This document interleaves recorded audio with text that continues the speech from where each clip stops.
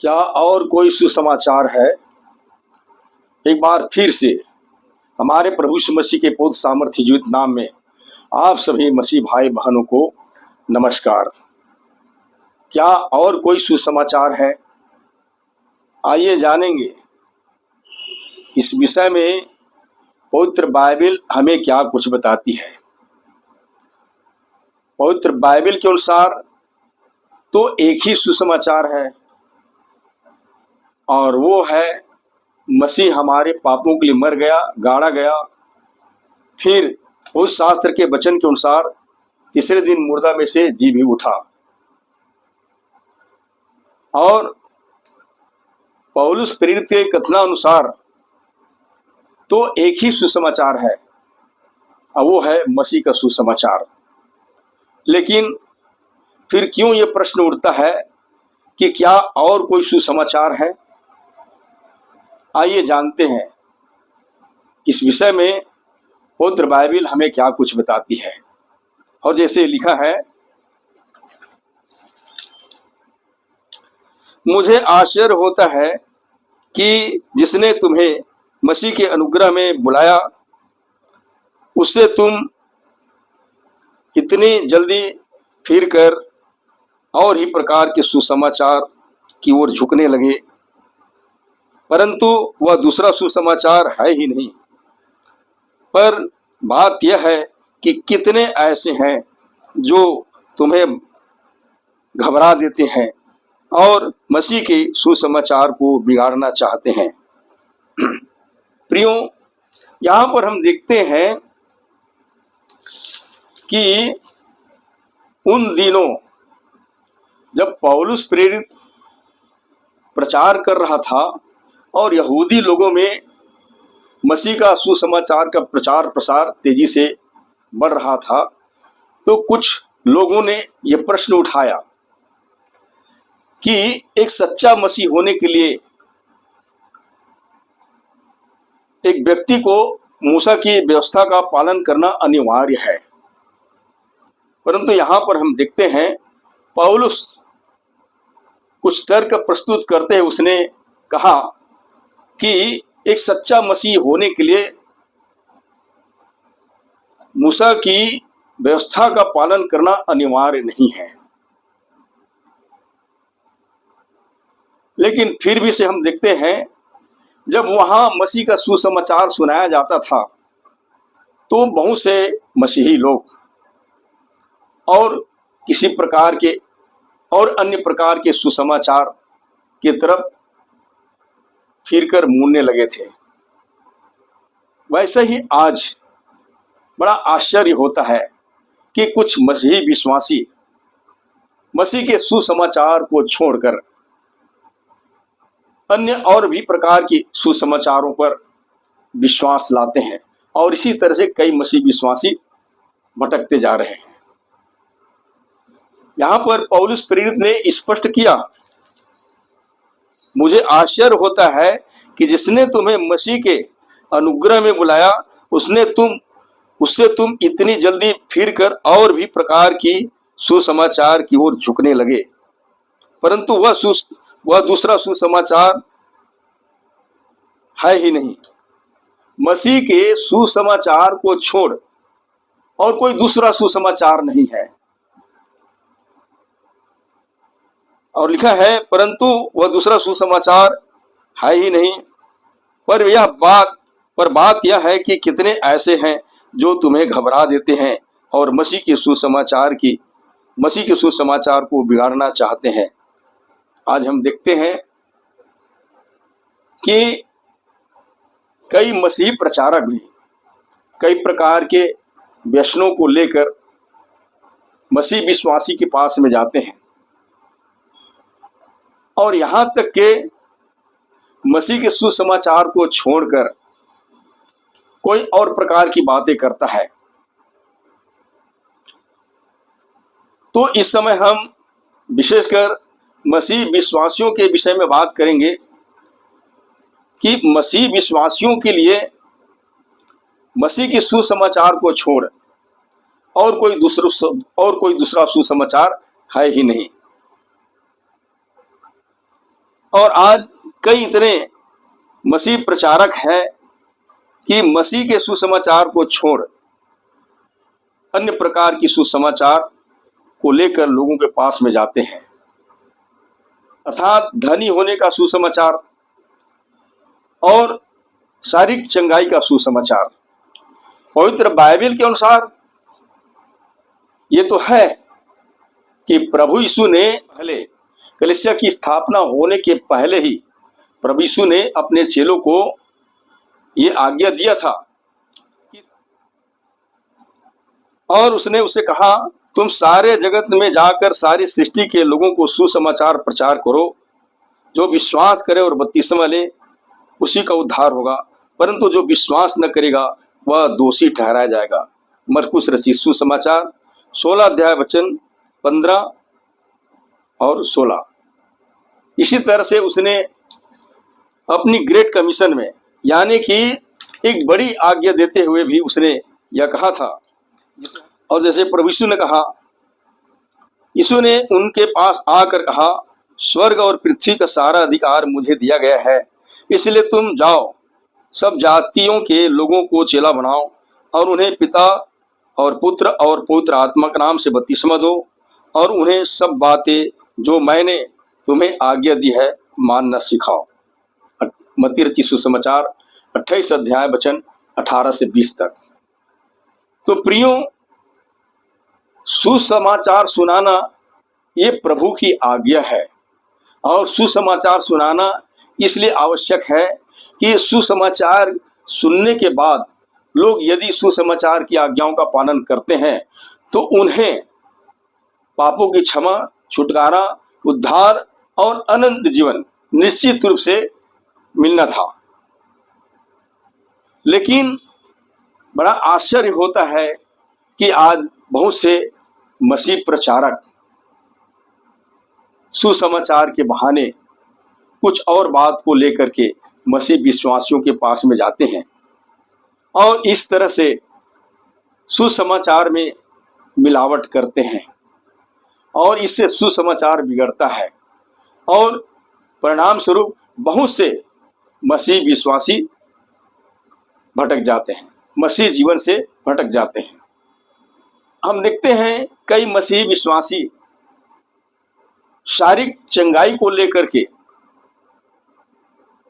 मसीह विश्वासियों के यहां जाते हैं, जबकि असली चंगाई परमेश्वर के वचन में भी है। परमेश्वर के वचन को यदि लोग सुने और उसको माने तो उन्हें शरीर की भी चंगाई मिल सकता है। और जैसे कि नीति वचन का लेखक हमें बताती है,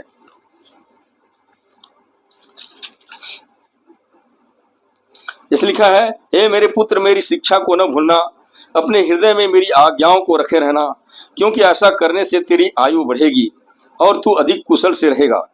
कृपा और सच्चाई तुझसे अलग होने न पाए, वरन उनको अपने गले का हार बनाना और अपनी हृदय रूपी पटिया पर लिखना, तो तू परमेश्वर और मनुष्य दोनों का अनुग्रह पाएगा। तू अति बुद्धिमान होगा।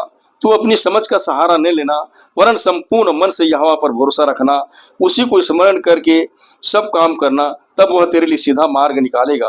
अपनी दृष्टि में बुद्धिमान न होना, यहोवा का भय मानना और बुराई से अलग रहना। ऐसा करने से तेरा शरीर भला चंगा और तेरी हड्डियां पुष्ट रहेंगी।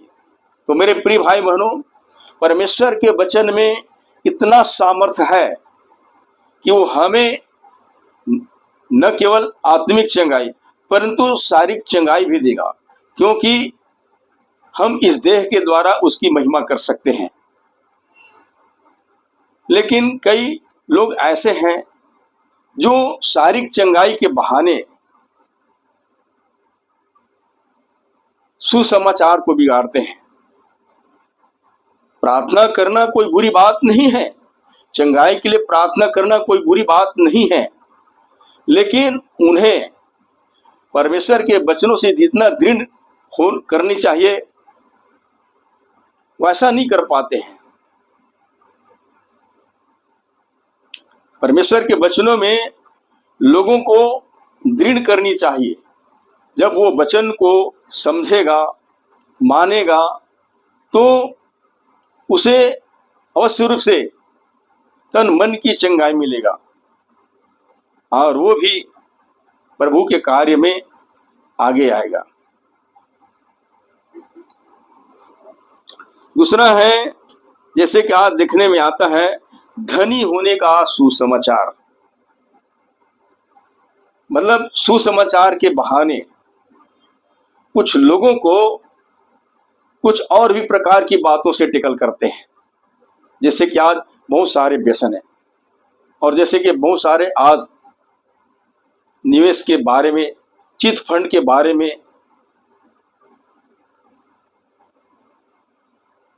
तो मेरे प्रिय भाई बहनों, ये सुसमाचार को छोड़कर, जो मसीह के सुसमाचार को छोड़कर अन्य प्रकार की समाचार देते हैं, तो एक प्रकार से वो सुसमाचार में मिलावट लाने की बराबर है। इसलिए ध्यान रखें कि आपको सुसमाचार सुनाने के लिए प्रभु के द्वारा आज्ञा मिला है। और यदि कलीसिया में मसीही लोग सचमुच में मसीह के सुसमाचार को सुनाते हैं, तो सुनने वाले को अवश्य रूप से पापों की क्षमा, छुटकारा, उद्धार और अनंत जीवन मिल सकता है। और वह जीवन मिल सकता है जो कभी नष्ट नहीं होगा। और यह जानते हुए भी कि मसीह की सुसमाचार को छोड़ और कोई दूसरा सुसमाचार सुनाए तो वो श्रापित हो। आज कई मसीह प्रचारक मसीह की सुसमाचार को छोड़कर बिजनेस पर्पस की बात करते हैं, चिट फंड की बातें करते हैं। इससे मसीह के सुसमाचार बिगड़ता है और मनुष्य आत्मिक रूप से नहीं बचाया जाता। मनुष्य आत्मिक रूप से तभी बचाए जा सकते हैं जब उसके हृदय में मसीह के सुसमाचार काम करेगा। सुनने वाले के हृदय में मसीह के तेजोमय सुसमाचार का प्रकाश पड़ेगा, तो अवश्य रूप से अंधकार से छुड़ाया जाएगा। लेकिन लोग बहुत सारे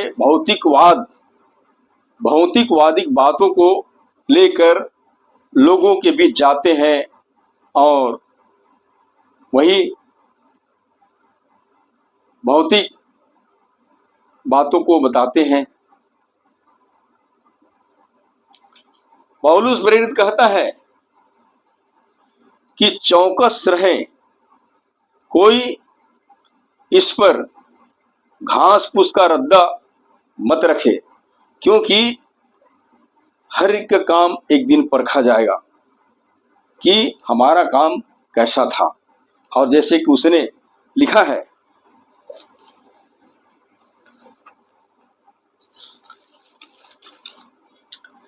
परमेश्वर के उस अनुग्रह के अनुसार जो मुझे दिया गया, मैंने बुद्धिमान राजमिस्त्रियों के समान नींव डाली। बुद्धिमान राजमिस्त्री के समान नींव डाली और दूसरा उस पर रद्दा रखता है, परंतु हर एक मनुष्य चौकस रहे कि वह उस पर कैसा रद्दा रखता है, क्योंकि उस नींव को छोड़ जो पड़ी है और वह यीशु मसीह है, कोई दूसरी नींव नहीं डाल सकता। यदि कोई उस नींव पर सोना या चांदी या बहुमूल्य पत्थर या काठ या घास या फूस का रद्दा रखे, तो हर एक का काम प्रकट हो जाएगा, क्योंकि वह दिन उस बताएगा। इसलिए कि आग के साथ प्रकट होगा और वह आग हर एक के काम परखेगी कि कैसा है। तो मेरे प्रिय भाई बहनों, हमने अपने जीवन काल में प्रभु की आज्ञा को छोड़ और किसी व्यसन के सहारे ये काम करते हैं तो हमारे हर कार्य परखा जाएगा। न्याय के दिन हमारी दावा झूठा और निकम्मा ठहर सकता है। इसलिए मेरे प्रिय भाई बहनों, प्रभु की एक अच्छा सेवक की तरह, प्रभु की एक अच्छा दास की तरह, विश्वास योग्य दास की तरह प्रभु की कार्य को करें। सुसमाचार में मिलावट मत करें। यदि आपको सुसमाचार सुनाने के लिए सौंपा गया है तो उस दायित्व को नियम से निभाएं। यहाँ का जीवन क्षणभंगुर है, थोड़ा देर के लिए है। हम कितनों ही यहाँ भौतिक बातों को लोगों के हित में बताएं, लेकिन जबकि उसकी आत्मा नहीं बचाई जा सकती है, तो फिर हमारे उन अन्य प्रकार के समाचार हो या और कोई सुसमाचार हो, कोई मतलब का नहीं। इसलिए मेरे प्रिय भाइयों, जब हम किसी मसीह भाई बहन के यहाँ जाते हैं तो मसीह के सुसमाचार को छोड़ और अन्य प्रकार के न तो समाचार दें न कोई सुसमाचार दें। हम जब मेल मिलाप समाचार को लेकर के जाते हैं तो मसीह पारिवारिक जीवन के बारे में बताएं, मसीह जीवन के बारे में बताएं कि हम प्रभु यीशु मसीह के दोबारा आगमन तक, प्रभु यीशु मसीह के दोबारा आगमन तक हम कैसे विश्वास योग्य ठहर सकते हैं, हम अपने आप को कैसे तैयार कर सकते हैं। तैयारी के जीवन के तरीके बताएं। याद रखिए, मसीह जीवन में नाना प्रकार के व्यसनों में पड़ने से न केवल आपकी व्यक्तिगत जीवन खराब होगा, परंतु इससे कलीसिया का भी माहौल खराब होता है। पतरस प्रेरित कहता है, तुम में जो प्राचीन है मैं उनके समान प्राचीन और मसीह के दुखों का गवाह और प्रकट होने वाली महिमा में सहभागी होकर उन्हें यह समझाता हूं कि परमेश्वर के उस झुंड को जो तुम्हारे बीच में है रखवाली करो, और यह दबाव से नहीं परंतु परमेश्वर की इच्छा के अनुसार, आनंद से और निज कमाई के लिए नहीं, पर मन लगाकर। जो लोग तुम्हें सौंपे गए हैं उन पर अधिकार न जताओ, वरन झुंड के लिए आदर्श बनो। जब प्रधान रखवाला प्रकट होगा तो तुम्हें महिमा का मुकुट दिया जाएगा जो मुरझाने का नहीं। पहला पतरस की किताब 5 अध्याय वचन 1 से लेकर 4 तक। तो प्रियो, हम हर एक प्रचारक को झुंड के लिए एक आदर्श बनना है। जो झुंड आपको सौंपे गए हैं उनके लिए आपको एक अच्छा आदर्श बनना है।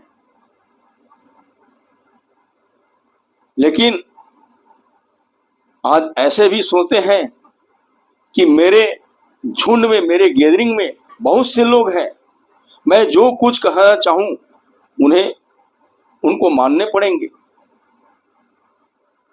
और इसी तरह से किसी को गलत व्यसन के लिए, किसी को और कोई बातों के लिए दबाव डाला जाता है तो ये उनके लिए हानिकारक है। ये तो ऐसा हो गया है जैसे कि पुराने नियम की उन शास्त्री फरीसी और अगुओं के जैसे, जो खुद ही उद्धार नहीं पाते थे और उद्धार पाने वालों के लिए द्वार बंद करके रखते थे। प्रभु यीशु मसीह ने उन्हें फटकार लगाते हुए, उन्हें चेतावनी देते हुए फटकार लगाया कि हे अंधे अगुओं तुम पर हाय, हे शास्त्री फरीसियों तुम पर हाय। तो कहीं ऐसा न हो कि हम स्वयं उद्धार से वंचित हो जाएं और दूसरों को भी उद्धार पाने से रोक रखें। आइए जानते हैं पौलुस प्रेरित क्या कहता है।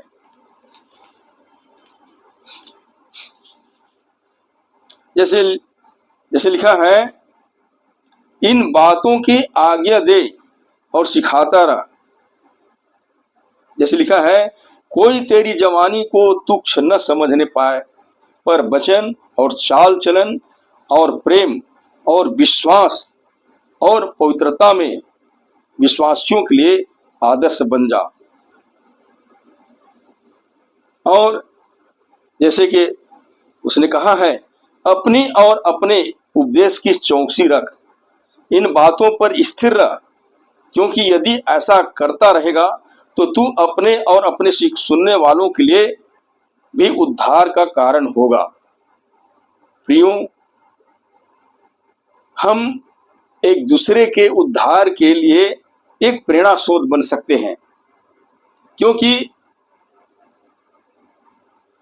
उद्धार का सुसमाचार जो हमें सौंपा गया है, यदि वो उसको हम अपने जीवन से,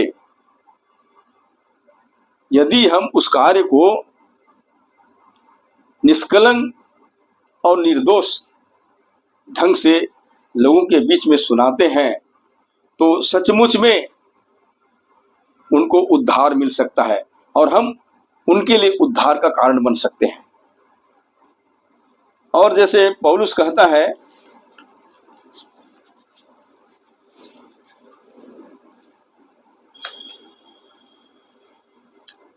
अपने आप को परमेश्वर का ग्रहण योग्य और ऐसा काम करने वाले ठहराने का प्रयत्न कर, जो लज्जित होने न पाए और जो सत्य के वचन को ठीक रीति से काम में लाता हो,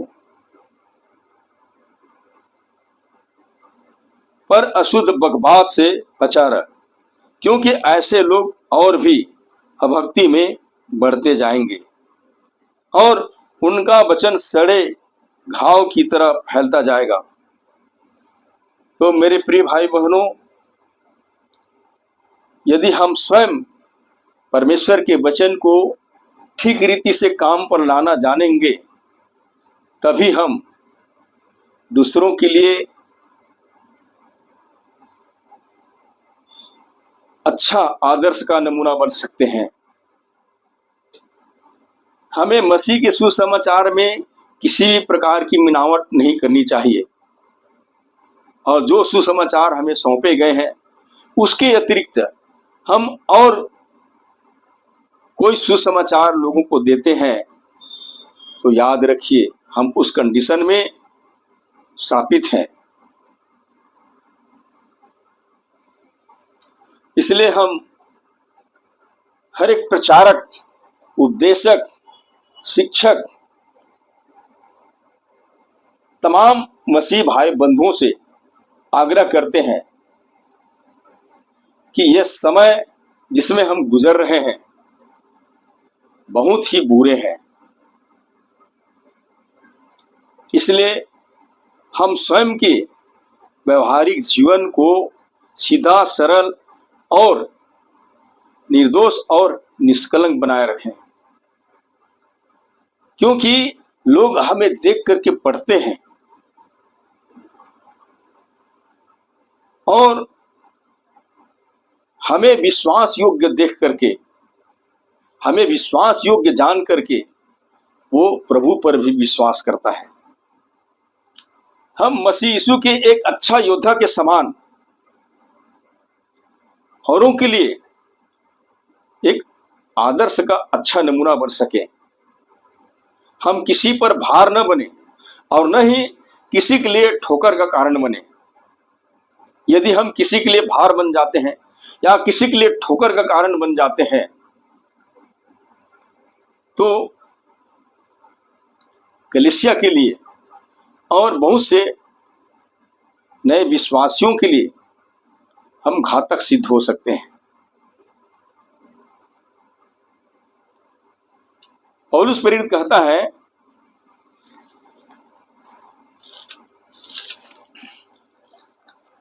हे भाइयों, हम तुम्हें अपने प्रभु यीशु मसीह के नाम से आज्ञा देते हैं कि तुम हर एक ऐसे भाई से अलग रहो जो अनुचित चाल चलता और जो शिक्षा उसने हमसे पाई उसके अनुसार नहीं करता, क्योंकि तुम आप ही जानते हो कि किस रीति से हमारी सी चाल चलनी चाहिए, क्योंकि हम तुम्हारे बीच में अनुचित चाल न चले और किसी की रोटी मुंह में न खाई, पर परिश्रम और कष्ट से रात दिन काम धंधा करते थे कि तुम में से किसी पर भार न हो।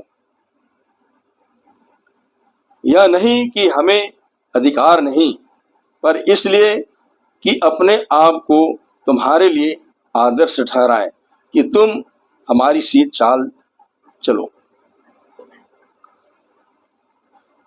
तो प्रियो, एक बहुत अच्छा अनुभव पौलुस प्रेरित से हमको मिलता है,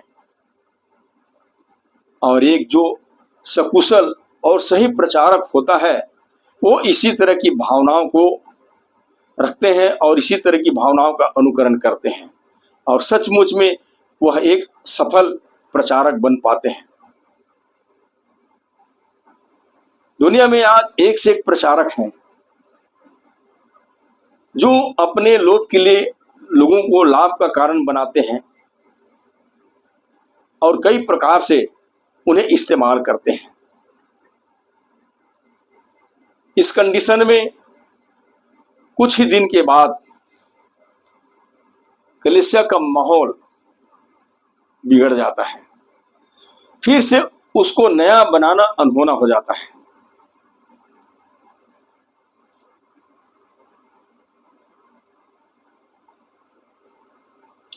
इसलिए हम लोगों को केवल वही सिखाएं जिसमें उसका उद्धार हो। प्रभु यीशु ने कहा था कि जो जो बातें मैंने तुमसे कही है उनको मानना सिखाओ। प्रभु यीशु ने संसार के किसी व्यसन की बात नहीं किया, भौतिक बात नहीं किया, परंतु उसने आत्मिक उन्नति के लिए जो जो बातें हमें बताया गया है उन्हीं बातों को सिखाना है, ताकि उनकी आत्माएं बचाई जाए।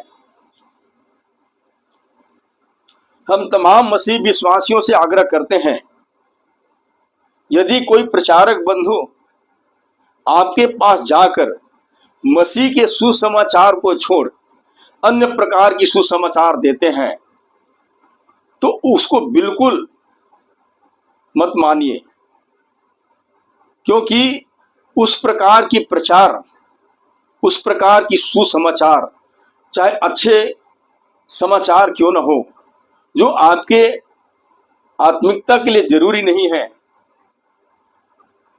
आपकी आत्मिक उन्नति के लिए नहीं है, तो ऐसे प्रचार आपके आत्मा के लिए घातक सिद्ध हो सकता है। इसलिए मेरे प्रिय भाई बहनों,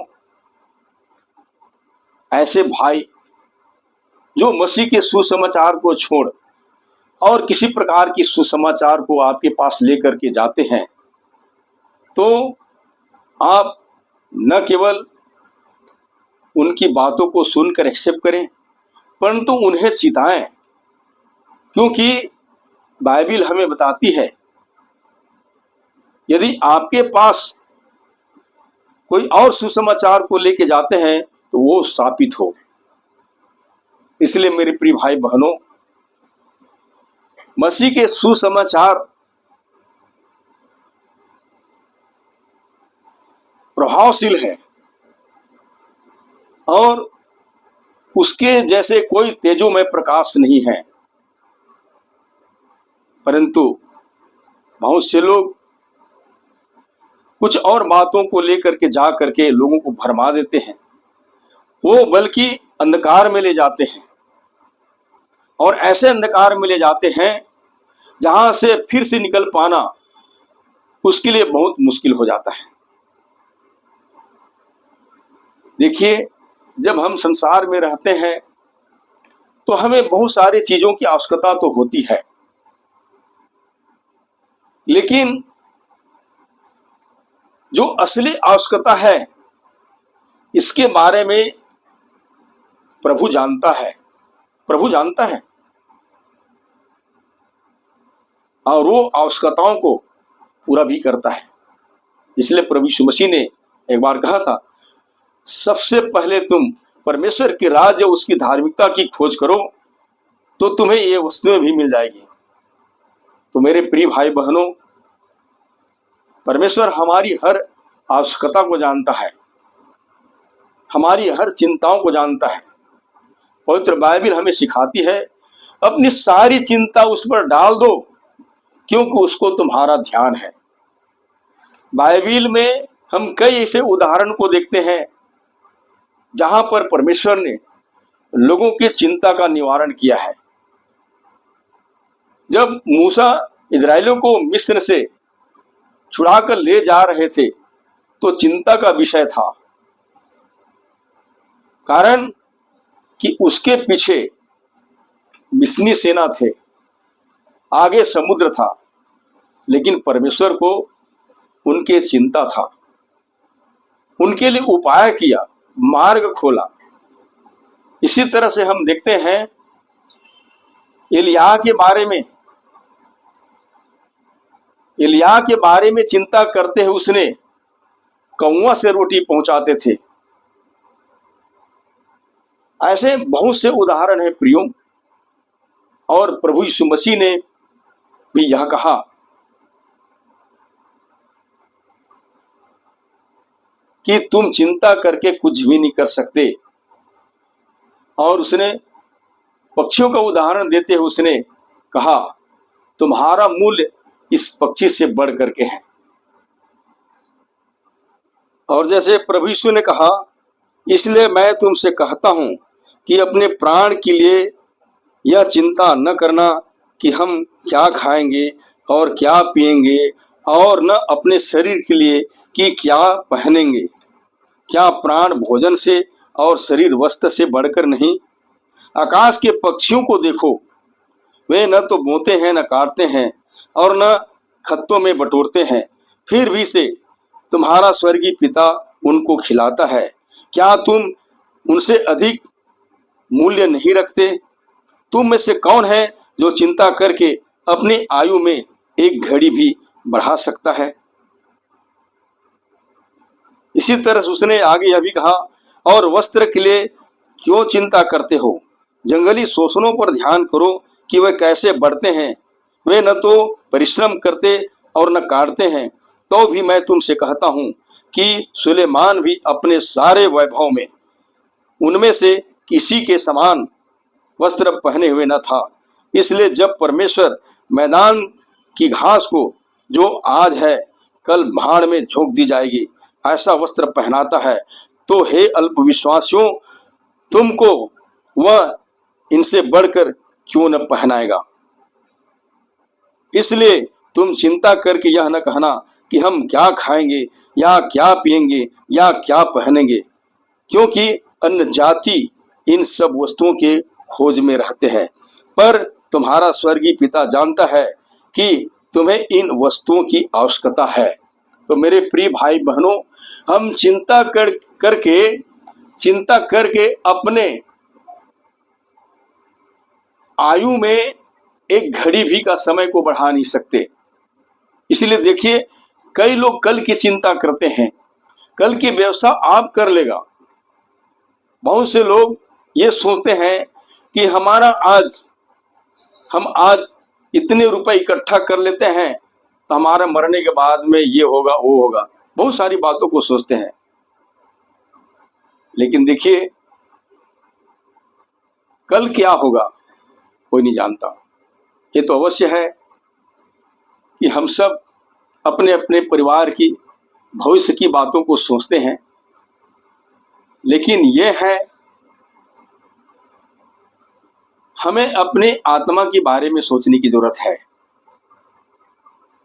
हमें अपनी आत्मा के बारे में सोचना है। यदि मैं मान लिया जाए मसीह के सुसमाचार की आज्ञाओं को मानकर अपने उद्धार को खो देता हूं, तो फिर मेरी आत्मा का क्या होगा या मेरे प्राण का क्या होगा? प्रभु यीशु मसीह ने एक बार कहा था, मनुष्य सारे जगत को प्राप्त करे और अपने प्राण की हानि उठाए तो उसे क्या लाभ होगा? या उसके बदले देने के लिए उसके पास में क्या है। तो सोचिए, सचमुच में आज ही हमारे प्राण को ले लिया जाए तो उसको फिर से वापस पाने के लिए हमारे पास में ऐसा क्या चीज है जिसको हम उसे फिर से प्राप्त कर सकें। इसीलिए मेरे प्रिय भाई बहनों, मसीह के सुसमाचार को छोड़ संसारिक कोई भी भौतिक वस्तुओं के बारे में आपको कोई अनोखी बात बताए या आपको आश्चर्यचकित बातें कहे या बहुत ही बेनिफिट की बात बताए, इनकम की बात बताए, तो भी से सुसमाचार के द्वारा प्राप्त किए अनंत जीवन के सामने में कुछ भी नहीं है। इसलिए हम अनंत जीवन के विषय में सोचें। हमारी अनंत जीवन के लिए बीमा होनी चाहिए, अनंत जीवन के लिए बीमा होनी चाहिए। मसीह में बने रहकर हम सुसमाचार के अनुसार अपनी आचरण को बनाएं ताकि हमारे द्वारा बहुत से लोग उद्धार प्राप्त कर सके। प्रभु यीशु मसीह के बारे में देखिए, प्रभु यीशु मसीह चूंकि परमेश्वर का पुत्र था और उसके पुत्र होने के बावजूद भी उसने क्या किया, उसने दुख उठा उठा करके उसने आज्ञा माने और अपने सब आज्ञा मानने वालों के लिए उद्धार का कारण बन गया। जब हम ही परमेश्वर की आज्ञा को नहीं मानेंगे तो हम दूसरे को आज्ञा मानने के लिए कैसे सिखाएंगे। इसलिए जब हम खुद परमेश्वर की आज्ञाओं को मानते हैं और उससे हमको जो प्रतिफल मिलेगा और दूसरे कोई देखेगा तो हमारे जीवन से वो समझ पाएगा। लेकिन हम खुद परमेश्वर की आज्ञाकारिता में नहीं है तो हम कैसे दूसरे को कि तू सुसमाचार की आज्ञा को मान, उद्धार पाने के लिए हम उसको लाइन अप नहीं कर सकते। इसलिए मेरे प्रिय भाई बहनों, मसीह के सुसमाचार को छोड़ हम और किसी प्रकार की सुसमाचार पर मन न लगाएं, क्योंकि पौलुस कहता है सुसमाचार एक ही है और वो है मसीह का सुसमाचार, और इस सुसमाचार को छोड़कर कोई और प्रकार के सुसमाचार दे तो वो श्रापित हो। इसलिए अपने जीवन में ये देखें कि कोई व्यक्ति आपके पास में कौन सी समाचार को लेकर के आ रहा है, उससे मुझे क्या फायदा है, क्या उन्नति है मेरा, क्या उसमें मेरा आत्मिक उन्नति है। अगर है तो कोई दिक्कत नहीं, लेकिन एक बार फिर से हम कहना चाहेंगे, भौतिक कोई भी बातों में आपको आत्मिक उन्नति नहीं मिलेगा सिवाय परमेश्वर की बातों को छोड़। सुसमाचार की बातों में ही आपको आत्मिक उन्नति मिलेगा और एक ऐसा उन्नति मिलेगा जो अनंत जीवन के लिए होगा। इसलिए हमारे पास में क्या नहीं है, क्या कमी है, क्या घटी है, परमेश्वर सबको जानता है। लेकिन इसके अतिरिक्त हम अधिक लाभ के चक्कर में पड़ते हैं तो इसका खामियाजा भुगतना भी पड़ता है। इसलिए आप अपने जीवन के प्रति बिल्कुल सतर्क रहिए। कभी भी दबे पांव आपके पास कोई ऐसे व्यक्ति पहुंच सकते हैं और मसीह के सुसमाचार को छोड़कर अन्य प्रकार के सुसमाचार के द्वारा आपको परमेश्वर के प्रति विश्वास से भटका सकता है और आपके जीवन को हमेशा हमेशा के लिए अंधकार की ओर ले जा सकता है। पर यीशु मसीह ने कहा, जीवन की ज्योति मैं हूं, जो मेरे पीछे हो लेगा